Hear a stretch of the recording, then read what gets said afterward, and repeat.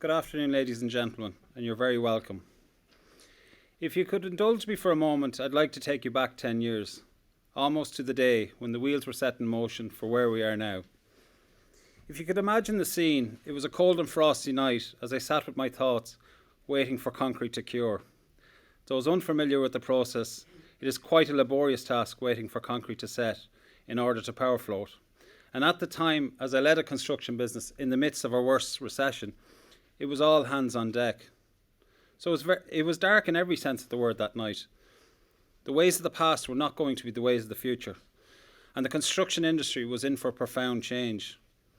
What I could see on the ground at the time was the family-controlled, highly leveraged operations were going to be wiped out. No bank debt was available. We didn't even know if the banks were going to survive, and no one had any equity domestically. But there still was an underlying demand for quality homes.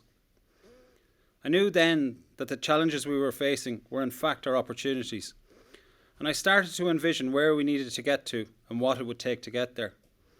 We focused on the product, for affordable homes in locations where people wanted to buy them, the way you delivered that product, embracing a new methodology, and the manner in which that product could be delivered economically.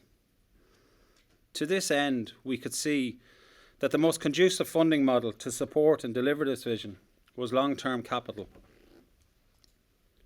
Today we are on the cusp of becoming Ireland's leading residential developer.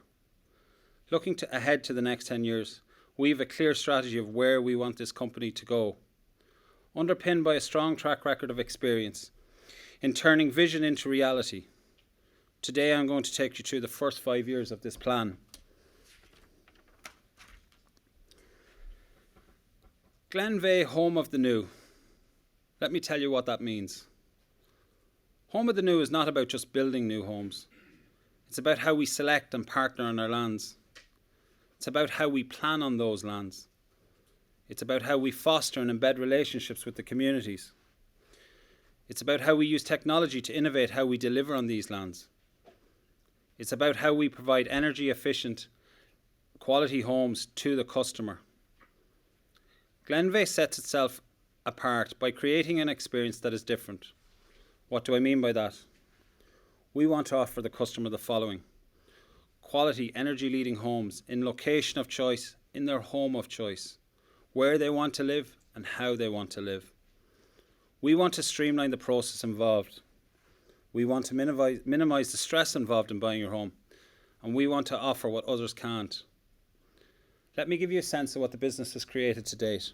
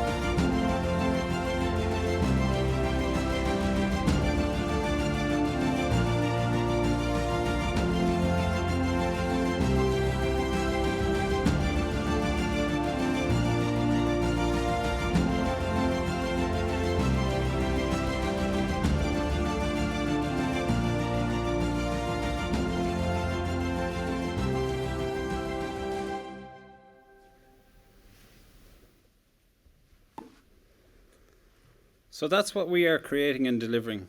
Let me tell you how we are doing it. We have a clear vision to create the leading and most sustainable home building platform in Ireland. To do that, we have developed a culture that is safety-led, customer-centric, collaborative and innovative. I'm going to touch on each of these today, but you will see these characteristics come across as the rest of the team present. But the most important thing for me is the people. Almost 2,000 people work directly and indirectly for our business today. Our people that have a can-do attitude. It is this can-do attitude that has helped to ensure that the group has delivered on phase 1 of our IPO objectives. A key investor concern following the IPO: could you deploy the capital raised? Could you scale the business? We've not only succeeded in that deployment, we've assembled a land bank which is targeted at the deepest and most resilient segments of the market, starter homes in large urban centres. We have opened 20 sites in total, delivered 1,100 units, and have the same number under construction in a sustainable and profitable way that is core to our strategy: multiple sites in multiple locations.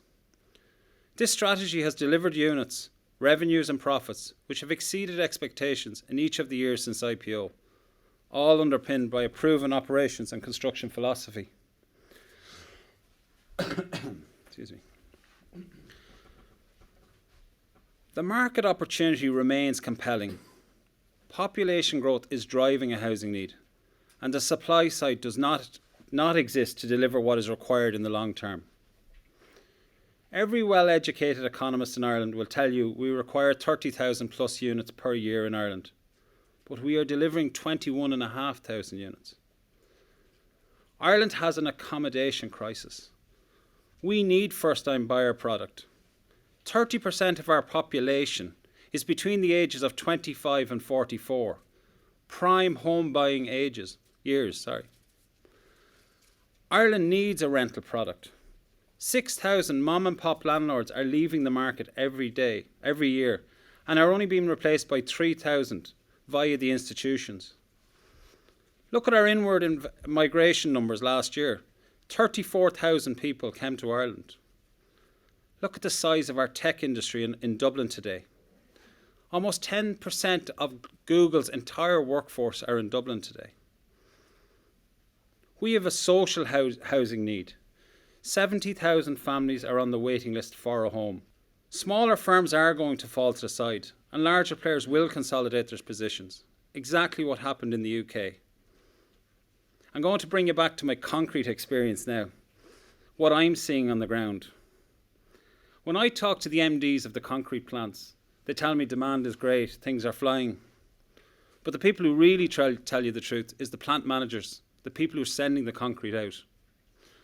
And they tell me the following things. The smaller guy is struggling. The cost of capital is killing them. The regulation. They have no economies of scale. They can't control their costs. We have one of the most sustainable and conservative markets in the world. The newly appointed central bank governor from New Zealand said in his own words, house prices should be 26% higher today, only for the existence of the macroprudential rules. Glenveagh's capital and operational structure is our advantage in this market, and Conor is going to take you through that in more detail. Because of this opportunity, our focus remains on our core markets: suburban housing, urban apartments and partnerships. These three segments will replace the home and living banners. This will streamline communications to investors. So what are the characteristics of our end market? Suburban product is predominantly housing with some low-rise apartments.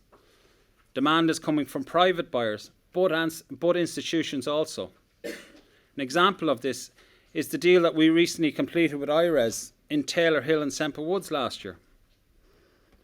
The majority of our portfolio is focused on the Greater Dublin area, but the product is required nationally, and we are best positioned to roll that out. Urban as apartments, to be delivered in partnership with institutions, primarily in Dublin and Cork, and locations with significant rail transportation hubs. These offer considerable attractions from a risk and return perspective, given the opportunities to forward sale or forward fund. Partnerships and mixed tenure is accretive to the business over the long term.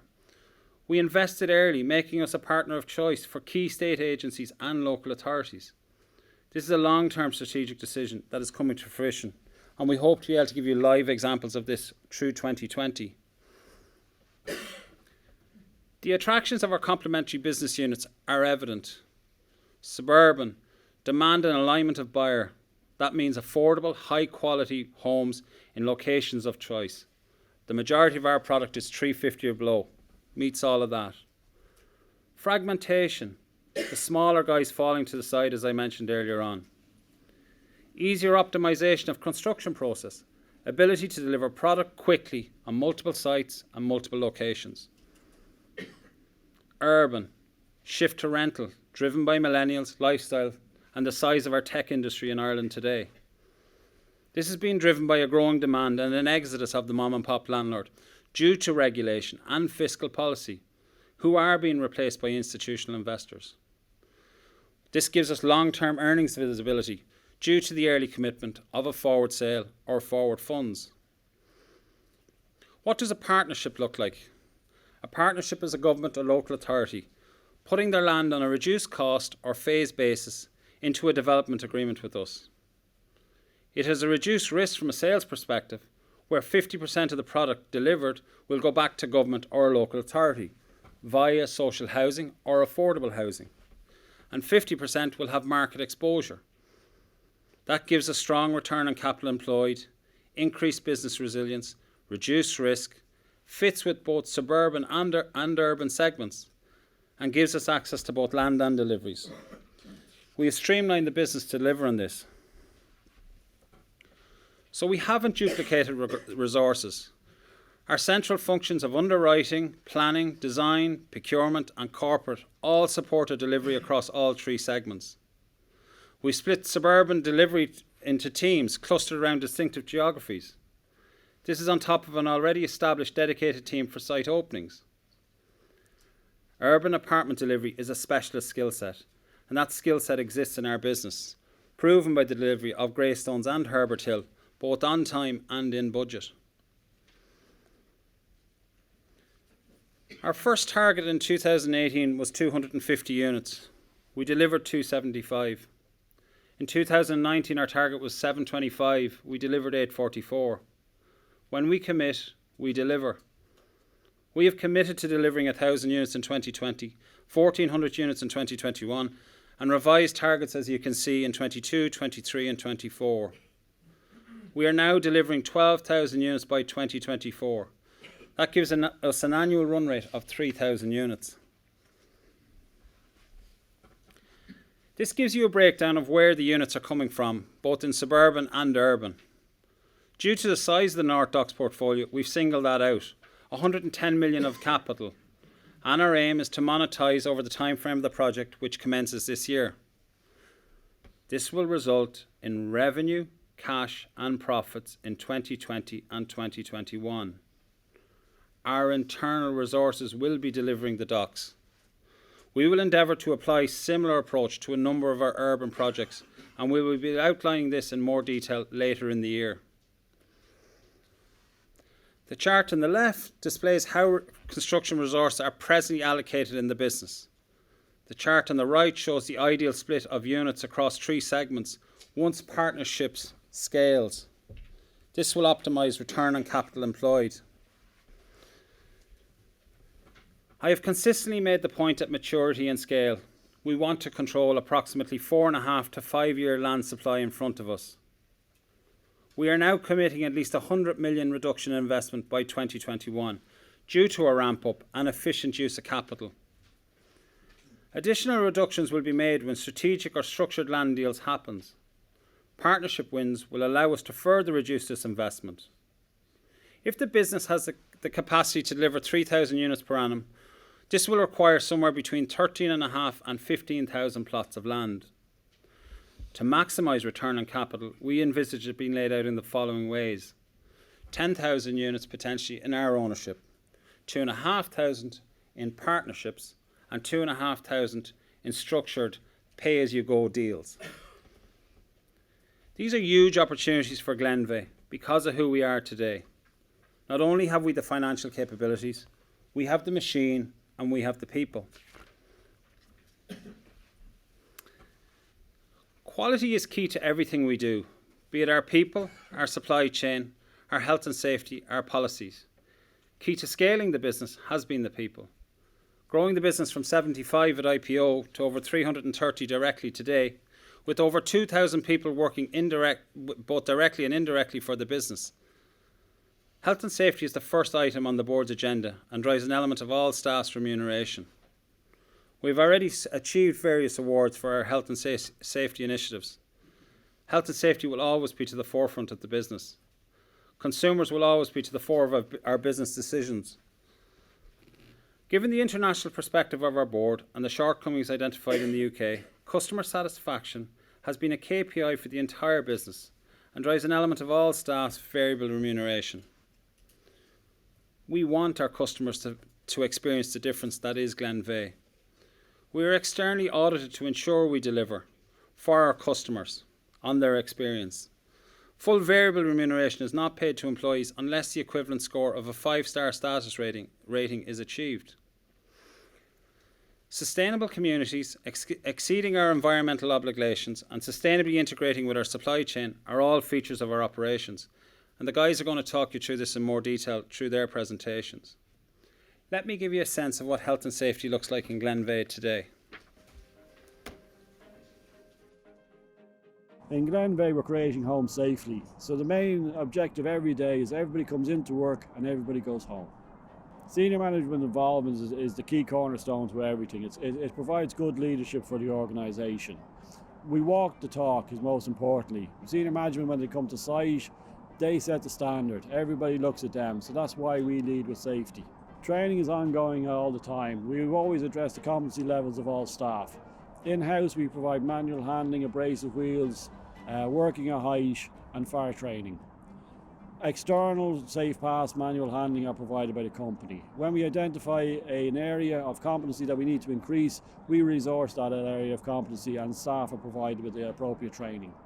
Every morning we hold a whiteboard meeting. Planning is the key secret to safety in Glenveagh. At those 15-minute whiteboard meetings, that's what is planned out. The importance of them is that every supervisor on the project actually attends.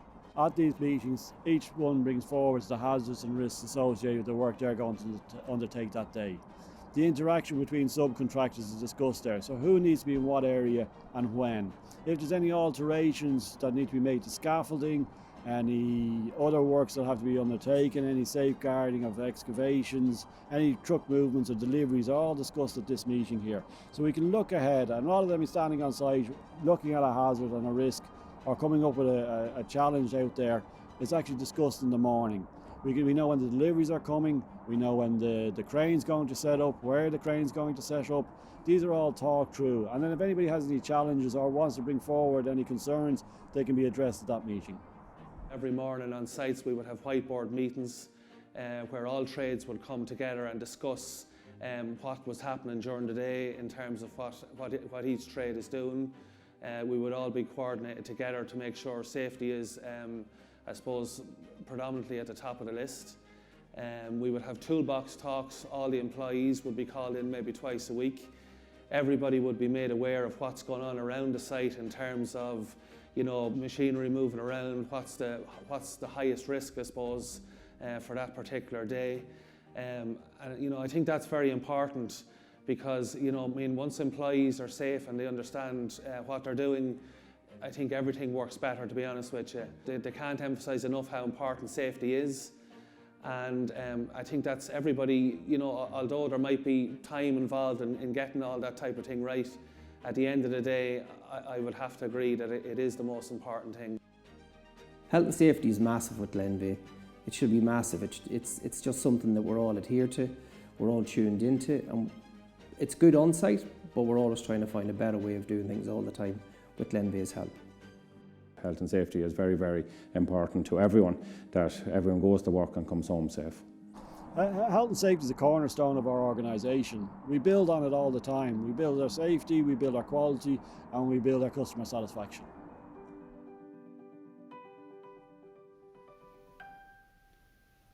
As you can see from the video, health and safety is in the fabric of the business.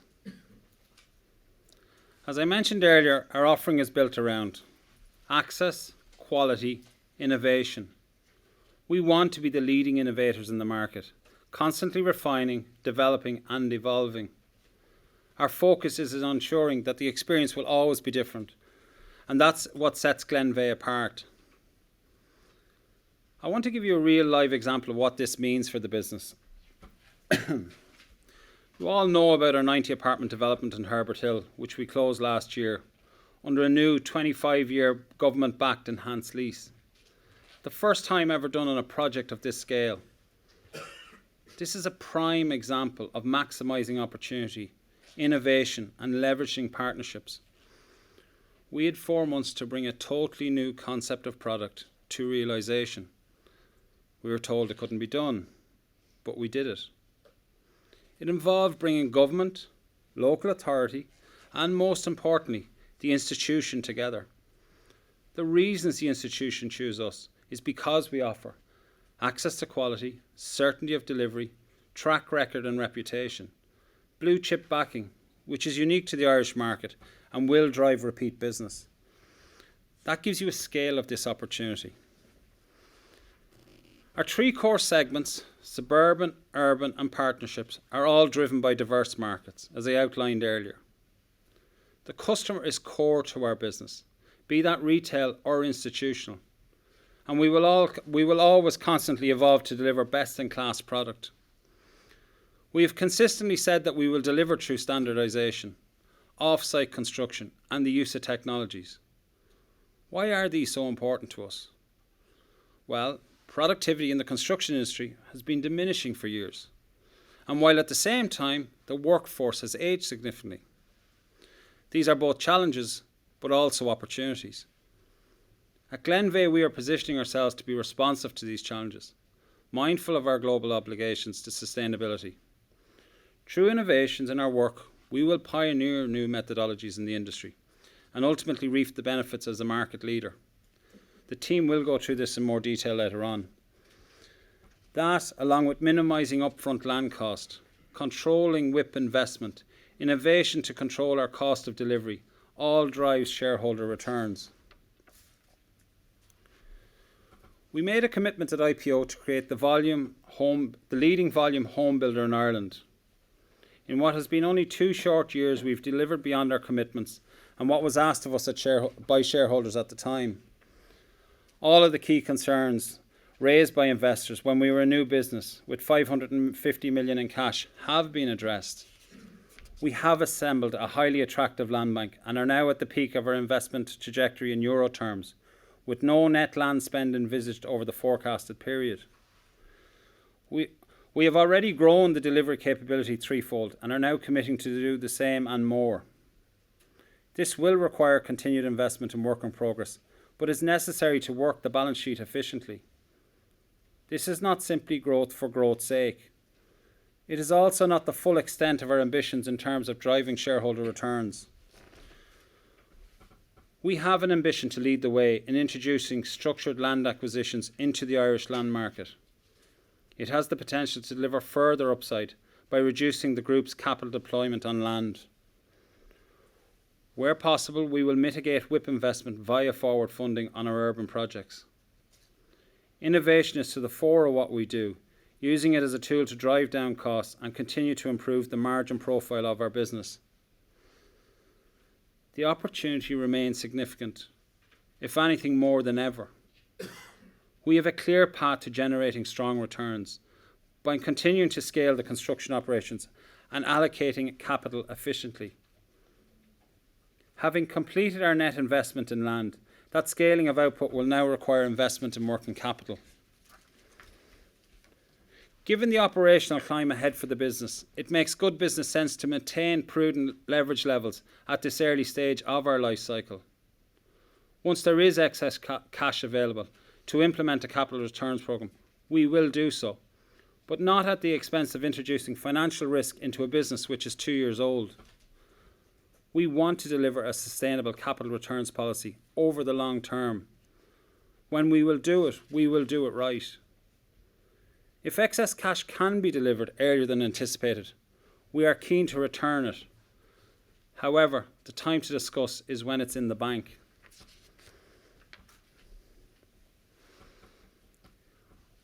I am a strong believer in the fundamentals. Not only are they highly attractive, but they are also sustainable, as we operate in one of the most conservative housing markets globally. Consolidation and the smaller firms falling to the side is our opportunity to create a leading sustainable home building platform. And we've built the machine for it. Our 3 segments are strategic because they deliver for both our customers and our shareholders. The future is about continuing the good work we have done to date to deliver a step change in return on capital profile for this business. We never look to the past and what we've achieved, only into the future and what we can achieve. I hope today has given you a sense of the opportunity, the capability and the strength of our business and its people. I'd like to show you a video now of the external people who interact with Glenveagh on a daily basis, our subcontractors and our customers.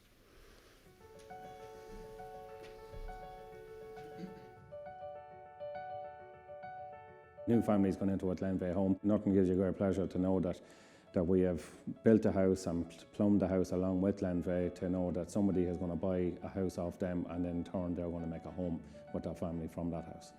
It's always good to be proud of any of the projects that you're involved in, because the outcome, how they look, the energy efficiency of the home, and the amount of Irish-based companies that you use to manufacture these houses. Yeah, we're very, very, very good to be working with a good builder that always puts out a very, very good product.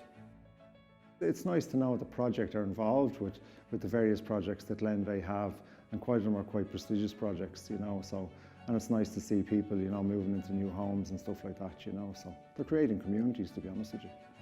Like, as a structural engineer, seeing your design evolve always gives most engineers pride. Like, you know, everybody knows what it's like to get a house key, their own home. So to be involved in something like that, to be able to create smiles on people's faces, that I love personally. Like, so to be involved in that's fantastic. Like, I suppose when a client would come to you and, you know, they would express their happiness at their new home, and, you know, there's definitely a sense of satisfaction there that you can walk away thinking, well, you know what, I've done a good job, and it's nice.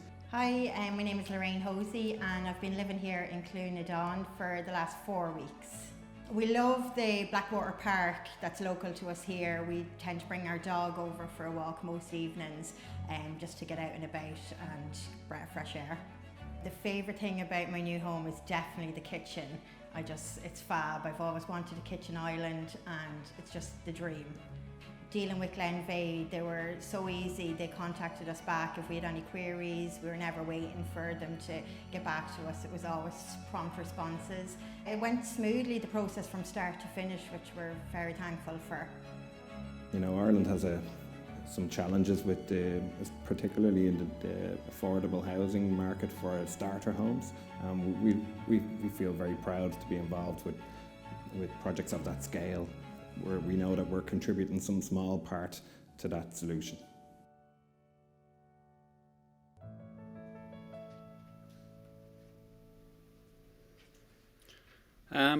We'd like to take some questions now. Conor is eagerly awaiting to pass the mic to anyone if anyone needs it.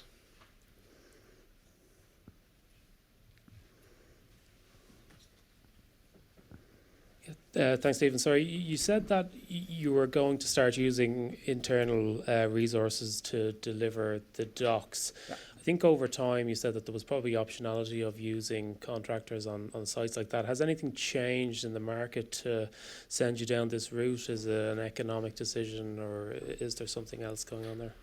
No, I suppose as we're scaling up the business, we would have talked about potentially using contractors to deliver the likes of the docks. If anything, you've seen that we have the capability and the skill set to deliver internally now. So overall, we are very comfortable. We've the team assembled. If you all hang on and go through, you'll see the team and the skill set of the team that we now have in-house the capabilities to deliver that. So we're very confident about delivering. It's not a market decision in the sense of where is the market. It's an internal decision that we have the capabilities to deliver. And I suppose if you take the docks as just one example, it's nearly 1,150 units along with the commercial space. It's a 5 to 6 year, 5 year project probably overall. And our ambition is to deliver multiple of these projects, and obviously we want to have that skill set internally. Stephen, maybe if I can ask you just 2 questions right now, and I might have more later. First of all, in terms of partnerships, Yes. you talk about when partnerships get to scale. When do we think that might occur in terms of scale? And then second of all, in terms of delivery, some of your sites are actually quite far forward in terms of off-site manufacturing and the usage of that. We've seen some sites that have some volumetric being delivered. How much faster do you think you can deliver on your sites? Because given the demand from the institutions out there, Yes. a prompter delivery would actually be Yes. a more, certainly would be helpful. Thank you, Glenys. So just on the methodology and obviously how we are going to deliver it, we've spoken an awful lot about off-site construction. It is something that we are exploring. We believe that's the way of the future on a number of fronts. Construction industry, between productivity and the age of the workforce, has diminished for years. The skill set is reducing on an ongoing basis. The methodology to deliver it, and you would see some schemes here in the UK delivered it through the likes of Fleming's, off-site modular construction is the way to go. There's a couple of things in factor there. It gives you certainty of programme, delivery, quality, and you know what time you'll be able to get your project. If you think about some of the institutions who are coming in to invest, a big problem for them is when do we actually get the product and when can we put the people into it? So I suppose off-site construction. The ramp up, it's not something we'll be able to do today or tomorrow, but over the next 12, 24 months we hope to be able to bring it as quickly as possible, and then it would hopefully feed into systems. But that's something we're working on. It's not something that can just be turned on like a tap. And the key to actually any off-site construction is, and Peter will talk about it in his manufacturing slides, is actually how you run that operation, because the most efficient manner to run it, and I describe this sometimes to people, is to get maximum output of a factory you must run it consistently at the same pace. You can't go up or go down with it, and the whole idea is you run it at a steady pace, and any excess capacity you pick it up through other alternative methods. So the key for us is, if we were to introduce something like that, is can we keep it consistently fed to a certain degree?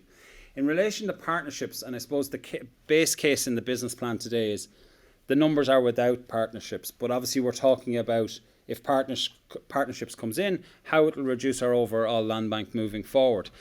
There's a number of processes ongoing. As I said, we'd like to update hopefully later in the year. We're involved in a number of those processes. I didn't want to bring the election into it, but I'm going to be brought into it now. There's a lot of commitments being mooted about potential government parties saying they deliver 100,000 units. I don't know where they're going to deliver, but they say they will. Well, the only way to really deliver that is in true partnerships, and this means where the government are going to have to put their own land up and partner up with the likes of someone like us who has the skill set, the people and the machine to deliver it. I would hope over the next 12, 24 months that we could start to get active if we win some of these, and obviously then they would feed them. I suppose it's probably another 2 to 3 years away before you see those numbers come into the system.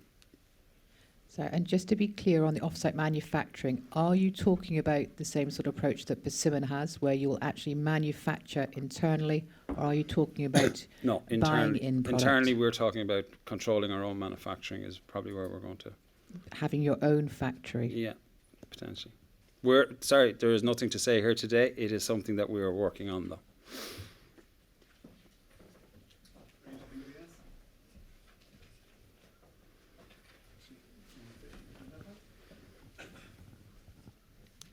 Yeah, thanks everyone. It's Sam Cullen from Berenberg. You've hopefully given the kind of unit splits or at scale of partnerships and urban, suburban, and you've talked about driving Rocky. Can you just put some numbers around those three different divisions and what they... I suppose we've always talked, and Michael's going to cover this in his slides. He is the CFO. He's much better at it than I am. I suppose, look, you would have always talked about the suburban housing and the land that you would have paid for yourself having a kind of mid to high teen return on capital employed. The forward fund in some aspects, obviously margin profile, what we're seeing is the margin is now more aligned to the suburban, But the return on capital always depends on the forward fund. So the return on capital on that is into the 20s and probably mid to high 20s. On the partnership side of things, and what we're seeing from obviously it's very early days, but the margin is slightly lower than the suburban side, but the return on capital is much better, more akin to something in the mid 30s. Thanks.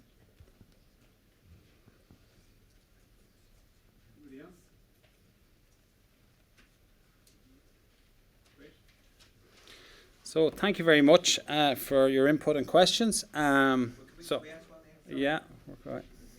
The new targets, does it, just want to clarify if it includes any of the partnerships? No, the new targets at the moment don't. So that's just solely what's in the business at the moment. So obviously if partnerships feed into that. But I go back to the point, that is more to replace the land as the land recycles. Yes, I think to answer the question clearly, it's Yes, if the partnerships opportunity materialises, will you see the unit number go up above 3,000, or will you reposition how you're investing in land? It'll be just how we're repositioning investing in land. How about the split between PRS and for sale? It all depends. I suppose we've been talking about this for a while, and look, there's a live example of it. We've seen it in the product that we've delivered last year, and you look to the past, it'll tell you maybe where the future might go. 25% of our book last year almost went to PRS. PRS is not only urban, it's now growing in the suburbs. And there's a growing demand. Like I meet the institutions on a regular basis, and some of the things we're seeing is they've identified two key markets. They've identified the IT worker for a better degree in the city centre, but then they describe it as the sticky income out in the suburbs. And that seems to be a growing demand. And like you look at the transactions that are recently happening, IRES are buying houses, Carysford Capital are buying houses. They've now moved that, and it's probably a phenomenon that has went from the States first, spread to Europe, and is now coming into our market. So there's demand across multiple. To give you an actual percentage, it would all depend on the deliveries through year. But let's say we were doing 1,000 homes, just pure homes, you could see 20-25% of that potentially could be PRS, I think. And then the majority of your urban projects will be all PRS predominantly. It's hard to give you an exact percentage at the moment, though.